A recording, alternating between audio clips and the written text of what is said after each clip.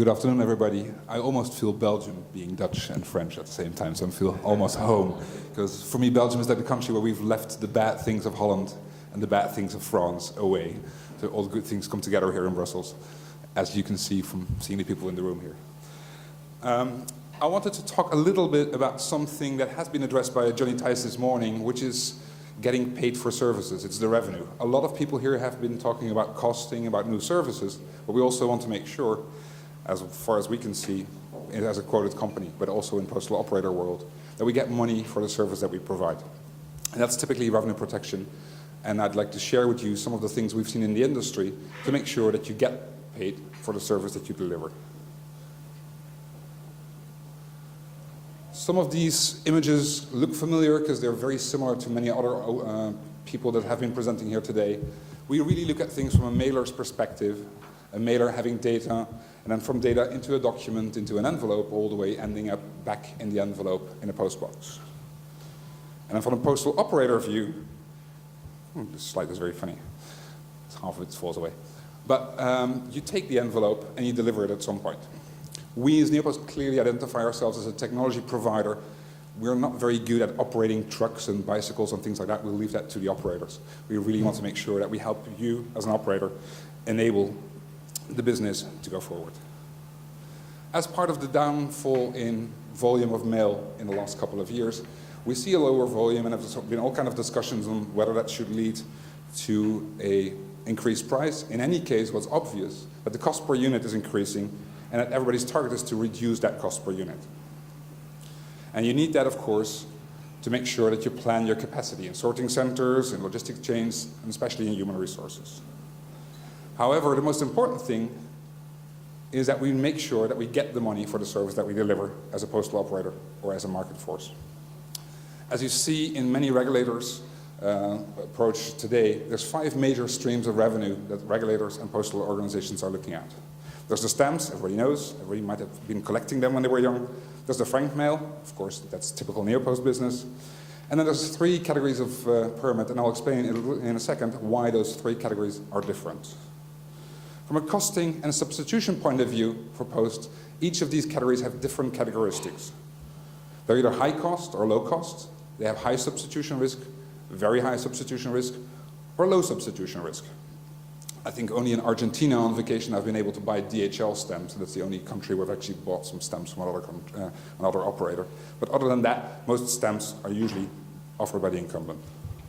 As mentioned, each of these flows have specific services, have a certain level of manual intervention if you take them into the process, and are getting increasingly complex with downstream access, with terminal dues, and all kinds of financial flows that result from the interaction between the different operators.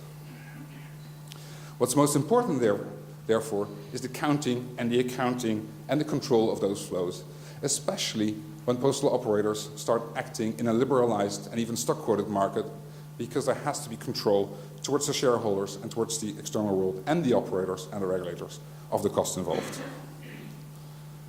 From a mailer perspective, you want to make sure that the invoice that you receive from the post at a certain stage can actually be verified. We've seen various customers of Neopost that overpay without knowing it. Who of you is going to check their electricity bill to make sure you've actually used the kilowatts that are on there? Not many do. When the market is liberalizing, people will start doing that. They will start looking at their invoices, and you shouldn't take the idea that the invoice is paid for granted. Internal customers should be charged back by mailers. Mailers want to make sure that they optimize their postal spend based on thresholds, incentives, discounts, addresses cleansed, etc., and really make sure that mail gets delivered to the end point. You want to make sure, in short, that your invoice actually matches what you think you should get invoiced. If you're a postal operator, you want to make sure that you charge for the mail that you get delivered. You do that in different ways, by controlling trays or pallets. You want to make sure that you share some of the work with your customers. You can do that through pre-sorts, so grouping in the process, and eventually offer additional services to customers for things that they don't want to do. They might be able to pay for that. A real goal there is looking at the postal operators and talking to them individually to make sure that there's no revenue leakage and that there's a real control of the revenue streams in all that. So in short, pay for what you receive and get paid for what you deliver. Of course, most people will know Neopost, my company, as the franking solution company, as one of the franking solution companies, and I won't go into details on why we think that that's a good part of the business, where you've effectively outsourced a lot of the work of the control to your postal customers. That's always the nicest thing.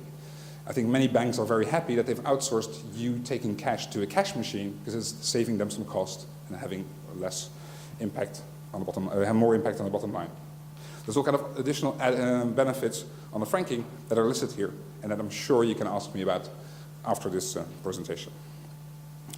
There's some other areas where people have tried to increase the revenue protection.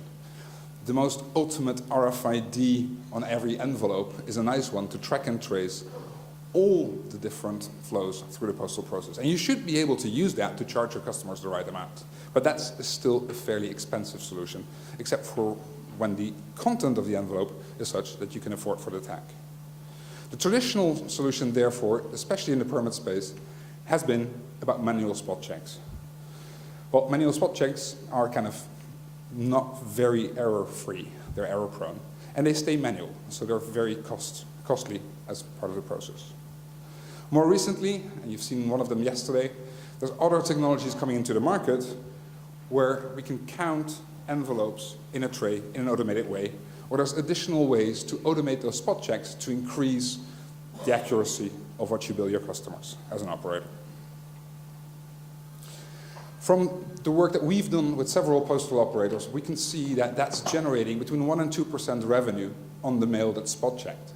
Now, if we look at the mail volumes and the declining mail volumes that go from -1, -2 to -10%, a 2% increase in what you can charge your customer as an operator is a massive amount of money that will change the game in terms of where do I do my operational savings and how do I make sure that I get the revenue. It's not going to solve the declining mail volume over time, but it will definitely help in addressing some of that and generating some cash and some profit for an operator to handle. One of the examples shown already yesterday is a laser technology-driven counter of envelopes in a tray. We've seen several organizations, including ours, doing spot checks with that and reducing the error rate from 3 to 4% to less than 1%. And I'll give you an ROI example, very tangible, very short-term, that you could implement shortly. There's other ways where you can count, you can sort, you can weigh different mail pieces incoming in a more efficient way to allow optimization of the spot checks. As mentioned, it's a 1% to 2% revenue increase that we're looking at. Very simple example, very Dutch, very money-driven, very greedy, as my dad used to say. Let's take an average number of envelopes in a tray of 400, which means that's roughly 200 euros of your revenue in a postal tray. So let's say we can reduce the error rate of the spot check from 3 to 1%. Well, that kind of saves €4. Like, well, what's €4? That's not even the beer that somebody might buy me in the bar here. However, if you do that on a regular basis, 480 trays a day, and you do that 250 days a year, that would generate 500,000 euros of additional revenue with a very simple way of improving the spot checks. So there's all kind of ways not to address only the cost, but also the revenue side. And I think for those of you who've been working in the telecom industry like myself, a large movement in the telecom industry has been making sure that we charge correctly to what clicks and what minutes have been used, and that has saved and generated a lot of revenue for many telecom operators. Another way to increase the spot check accuracy is the unique ID on every mail piece. Partially that's done already with franking solutions where we have a barcode in many countries on an envelope. That allows you not only to monitor and track and trace what's going on, but it also allows you to provide additional services to customers similar to parcels, where you can do track and trace, you could do service levels, and we've seen alternative operators offering these kind of services to have service levels where you get your money back if things are not delivered on time. Ultimately, it will help mailers to increase the ROI on their campaigns.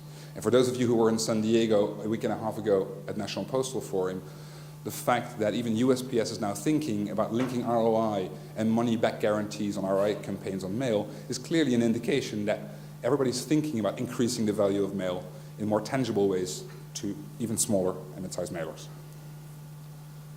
So those unique IDs you can actually add for tracking and tracing at 2 levels to the envelope.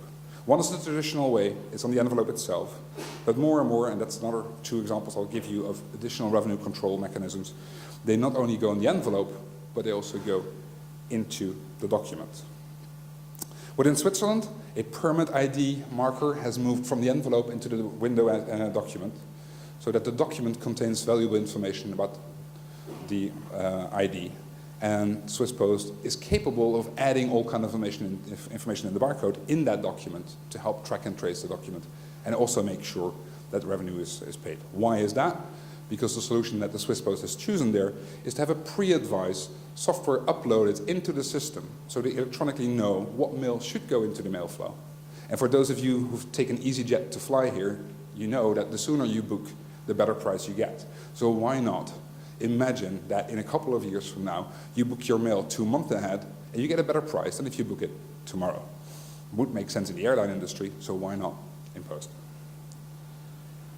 A second example of that is the USPS, where the indicia, including the payment, has also moved from the envelope into the document, further bringing value to the document and to the service, the track and trace services that can be added. All that to make sure that you can offer service levels and also that you can give those service levels on discount only if you actually deliver them. There's a lot of discounts at the moment in bulk, and many of the operators we've met so far are not capable in justifying whether they actually give that discount rightly or wrongly. So these additional services might actually generate additional revenue for you. It's all still in the mail space, so there's still money to be grabbed in the mail space. So in short, and I was asked to keep it short, so I'll try to do so. A unique ID on the mail piece helps.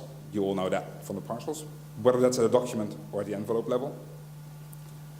And more really reusing existing components and technology will allow to come up with innovative ways to protect your revenue.